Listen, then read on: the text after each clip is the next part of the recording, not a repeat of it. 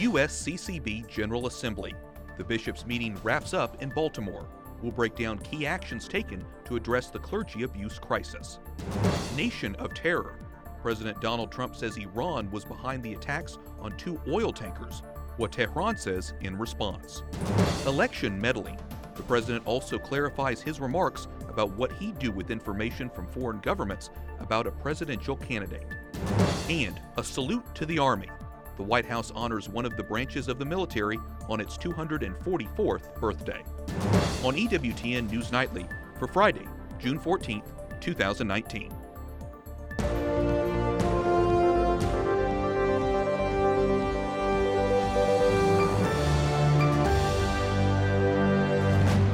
Good evening from Washington, D.C., and thank you for joining us for News from a Catholic Perspective.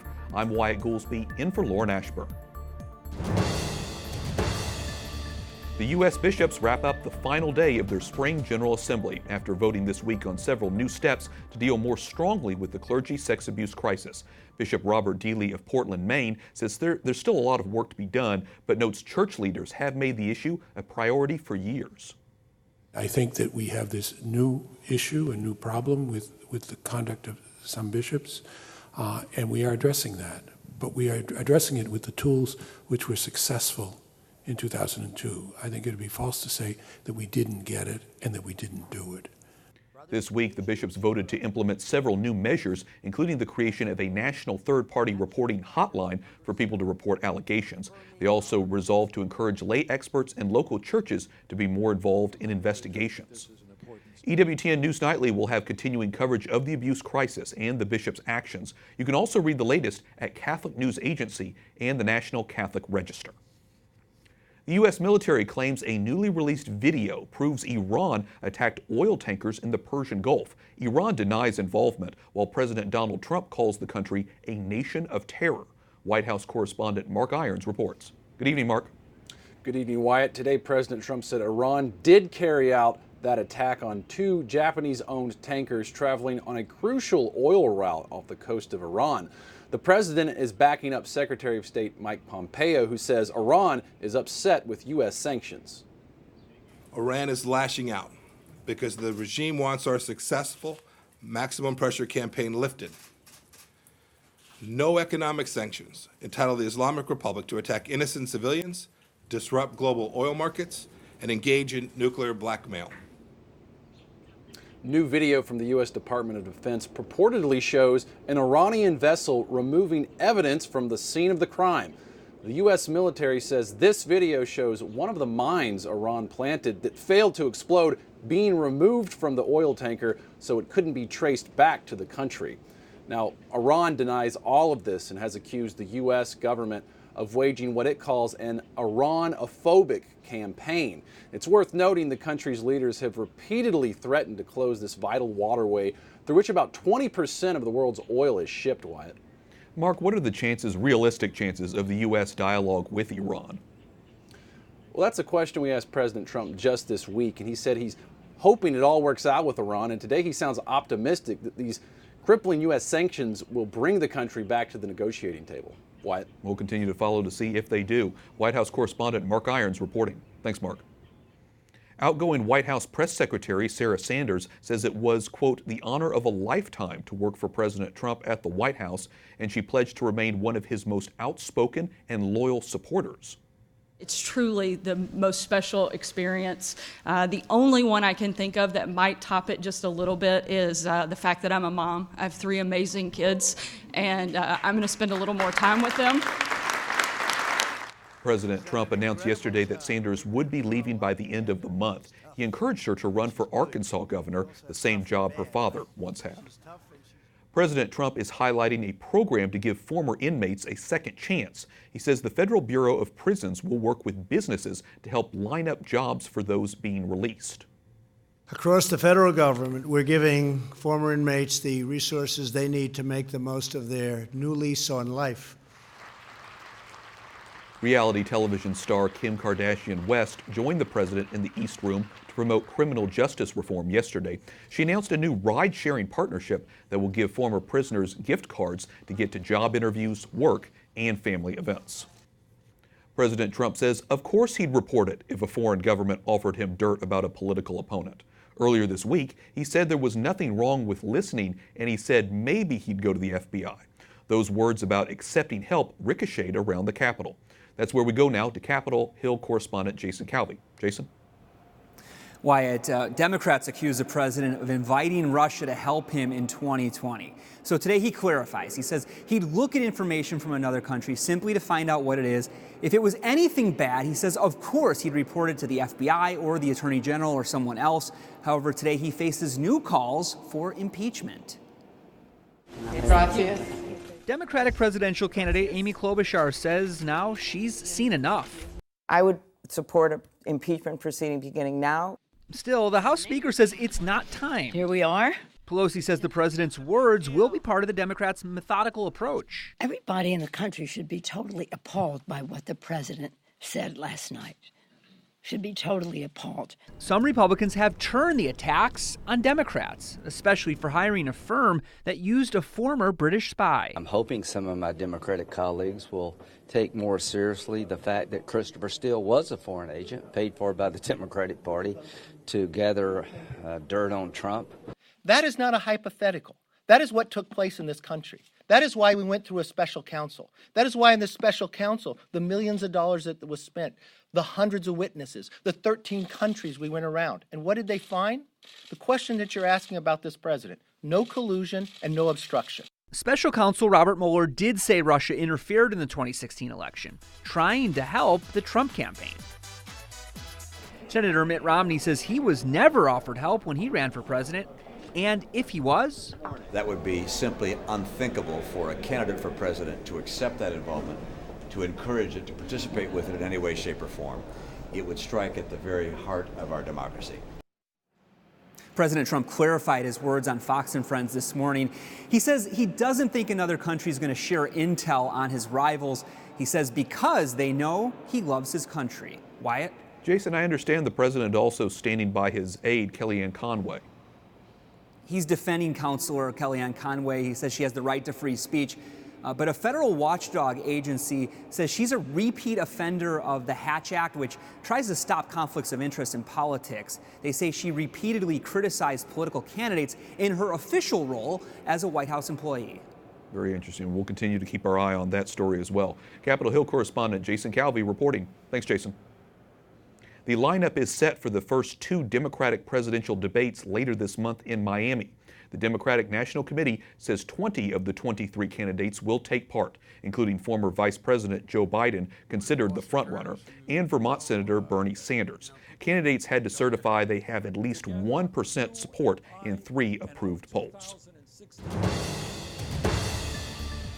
The man accused in the deadly mosque shooting last March in New Zealand has pleaded not guilty. The 28-year-old suspect appeared via television from prison. His trial is set for next May.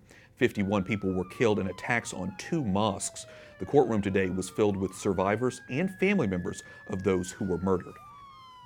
The billionaire French donors who publicly promised donating totaled hundreds of millions to rebuild Notre-Dame Cathedral have not yet paid a penny. Instead, funding thus far has come from Americans. Church and business officials say the money is coming through a website called the Friends of Notre-Dame de Paris. The funds are paying for 150 workers employed by the cathedral. The fire last April devastated the roof and caused its masterpiece spire to collapse. The first Mass since the blaze will be held tomorrow. A court in Germany says the Archdiocese of Cologne does not have to reveal what it does with the money it receives from taxpayers each year. The Archdiocese receives almost 3 billion euros from income tax paid by Catholics. An investigative journalism group had sued for the information. The court denied the claim, saying the church has guaranteed autonomy. The Vatican's prosecutor for clergy sexual abuse crimes met today with church leaders in Poland. Archbishop Charles Scicluna attended a bishops' conference meeting on protecting children. He shared his experience of tracking and litigating clergy misconduct. As we first reported yesterday, Pope Francis has asked for obedience from the Vatican Diplomatic Corps. The Holy Father gave the group a 4,000-word document calling it a 10 Commandments of sorts for the ambassadors and their co-workers throughout the world. A couple of current papal nuncios are facing claims of sexual and financial misconduct. And former papal nuncio Archbishop Carlo Vigano published letters calling on Pope Francis to resign. We're now joined by Catholic news agency's Vatican analyst Andrea Gagliarducci from Rome. Andrea, Pope Francis delivered a set of rules to his diplomatic corps, asking his representatives not to criticize him publicly. He also asked them not to live a life of luxury. What else did he have to say to them? Well, the Pope has summoned all the diplomatic corps, his papal ambassadors all over the world for a 3-day meeting here in Rome. They're gathering, they met the Pope, they will have a Mass with the Pope tomorrow that became a Mass for a funeral, and they're just meeting with officials of the Secretary of State and also of other Vatican offices to update and to connect among themselves to better understand how to serve the papal diplomacy. So the Pope's message for his representatives, his set of rules, was prepared and written down, but he didn't actually deliver it or give it in a speech. Is this unusual when we're actually thinking about communicating with Vatican diplomats? Well, it's generally usual that the Pope does not deliver the speeches he prepares. In this case, there was, he said, a 10-page speech, and he did not want to deliver it. He said, I made a naive reflection on the role of nuncios, but I'm not going to say that. We have 2 hours. I want to have a Q&As with you. And in that moment, we were in the Holy See press office, and the audio was turned off, so the Pope had a Q&A. It's kind of regular. The Pope often does that when he wants to have a conversation. I reached out to some of the nuncios to understand if there was something important in the conversation, but they told me that the Pope told them not to speak about what they said. So they said, we're bound to confidentiality, but there was nothing transcendental. It was mostly an exchange among themselves. Very interesting. Switching gears, I want to ask about yesterday because Cardinal Pietro Parolin delivered a speech to celebrate the 25th anniversary of diplomatic relations between Israel and the Holy See. Why is it important for the Holy See to have diplomatic relations, not just with Israel, but with all other countries? Well, it's very important for the Holy See to have diplomatic relations because this helps the Holy See to support and help the Christians on the ground. In particular, Cardinal Parolin yesterday was at an event celebrating the 25th anniversary of the Israeli-Holy See relations, and he spoke about the fundamental agreement that was signed back in 1993. This fundamental agreement explained, stressed the juridical status of the Church in Israel. That was important because thanks to this, the Holy See can also boast schools, boast hospitals. It's easier for the Holy See to work on the ground. And this is how the Holy See helps the Catholics all over the world. It's very interesting. Like I say, not very often we get to hear about the diplomatic corps, the diplomatic relations when it comes to the Holy See. Andrea Gagliarducci, Vatican analyst for Catholic News Agency, thanks so much for talking with us today. Coming up, the Pope's message to oil executives from around the world.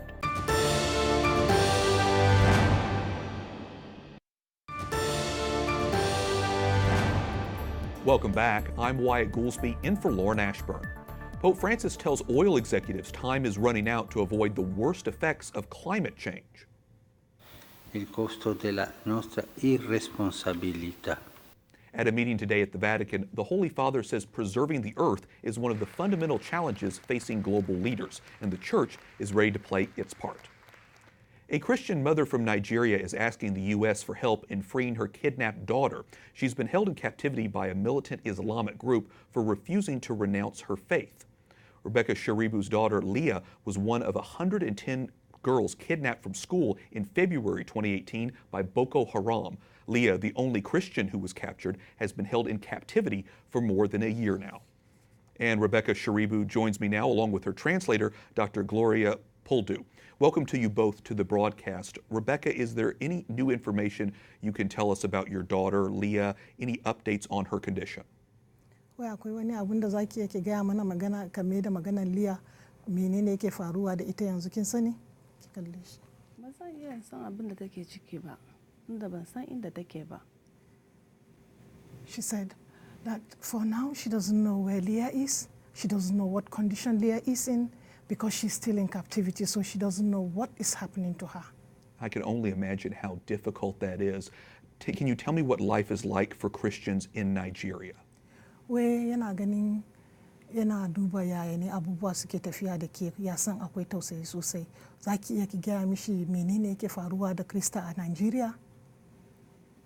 To mutane suna shan wahala gaskiya don kidnapping da Boko Haram suna kai hari ma mutane. She said that Christians are going through very difficult and hard times because of kidnappings, raping, and the activities of Boko Haram, displacing people from their villages and all that. I can only imagine. We've been reporting on Boko Haram for so long now.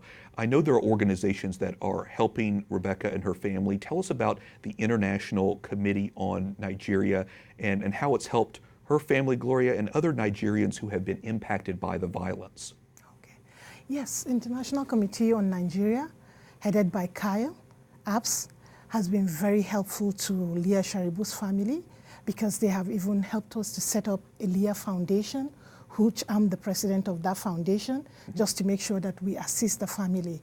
And we have, they have assisted us to get Leah Sharibu's younger brother, who is Donald, out from Dapchi, because the mother has refused to leave Dapchi because she wants to see a closure to the case of her daughter, making sure that her daughter is returned before she leaves Dapchi.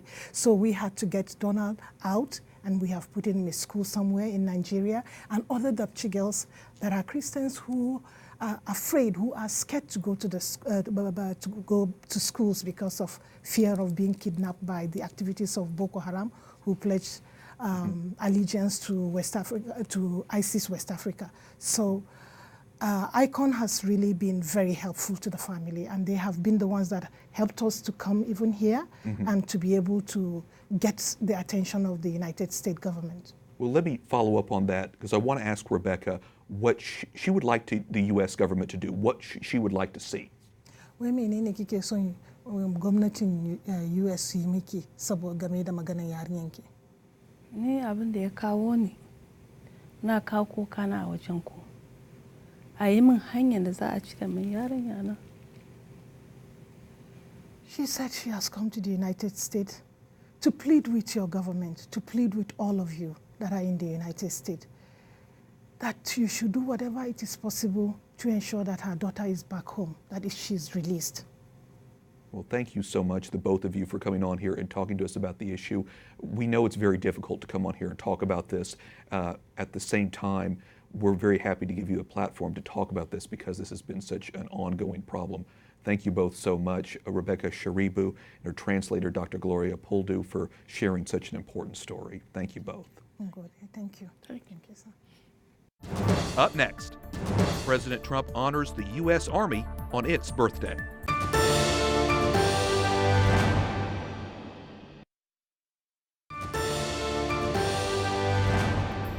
President Donald Trump honors the 244th birthday of the U.S. Army, saying in a statement, the Army, quote, has been instrumental in ensuring that America remains a shining beacon of hope and freedom around the world.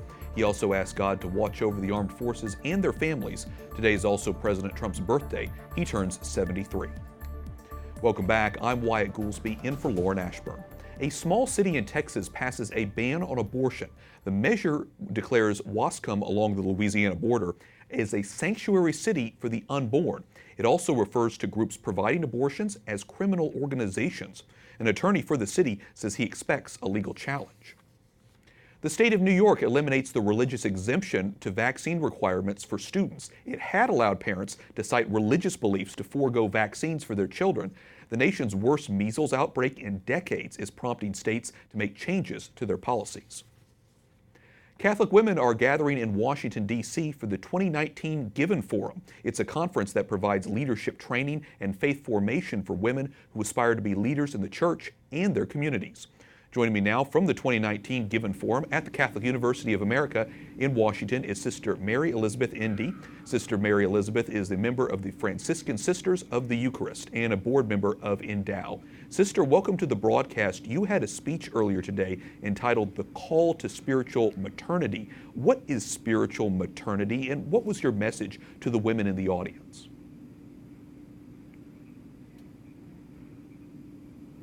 Well, spiritual maternity is the way in which a person in consecrated life lives her motherhood. And the main message that I really was hoping to convey is that all women are called to be mother, regardless of our state of life, whether married, singled, or called to consecrated life.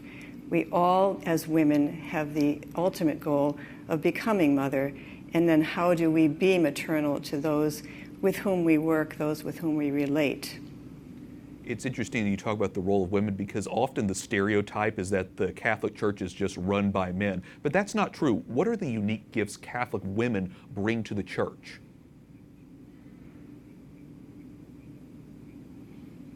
Well, it's been very inspiring to be among this group of young Catholic women who are very well educated, very well formed in their faith, very passionate about their faith.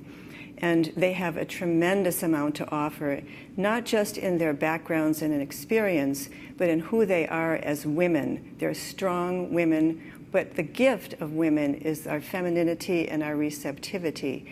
And these women are beautifully demonstrating their ability to be receptive, but to also be strong and powerful in their experience, bringing in their experience and their knowledge and information to whatever they may do professionally, in their families, in their parishes, in whatever realms they may be returning to after they leave the forum.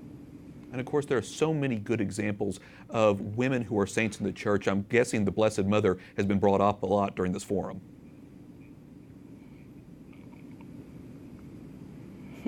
Absolutely. Here we are right literally in the shadows of the Basilica of the Immaculate Conception, but we have invoked her intercession in many ways during this forum, whether it's been in the context of our meetings in general, in our prayer time together, in our individual prayer. She's definitely present to us. I'm sure there are so many lessons, including that, and so many others that these women are going to take back to their own communities. Sister Mary Elizabeth Indy, a member of the Franciscan Sisters of the Eucharist, thanks so much for talking with us today. Thank you. Our network, EWTN, and the Knights of Columbus, who supports this newscast, both are sponsors of the 2019 Given Forum. And that wraps up our newscast for tonight and for this week. We thank you for watching. For the entire EWTN News Nightly team, I'm Wyatt Goolsby. We'll be back on Monday with more news from a Catholic perspective. Good night, and God bless.